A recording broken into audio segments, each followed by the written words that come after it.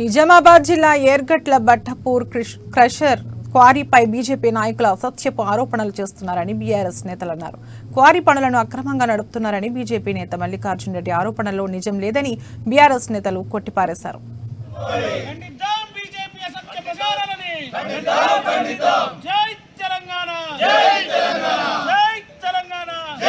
BJP నాయకులు Mallikarjun Reddy Yergatla MRO office దగ్గర ధర్నా పేరుతో అసత్య ఆరోపణలు, ఎట్లాగూ నాకు ఓట్లు వస్తే రావని భయంతో గత కొన్ని రోజులుగా కేవలం ఒకటే పాయింట్ పట్టుకొని ఏర్గట్ల బట్టాపూర్ సరిహద్దు ప్రాంతాల్లో మధ్యలో ఉన్నటువంటి క్రషర్ మిషన్ విషయంపై అబద్ధ ప్రచారాలు చేస్తూ అబద్ధాన్ని 10 సార్లు మాట్లాడుతూ దాన్ని నిజమని నిరూపించడానికి నానా తంటాల వాటిలో భాగంగానే ఈ రోజు ఇక్కడ ఏర్గట్ల ఎంఆర్ఓ ఆఫీస్ ముందు ధర్నా కార్యక్రమం పెట్టడం జరిగింది.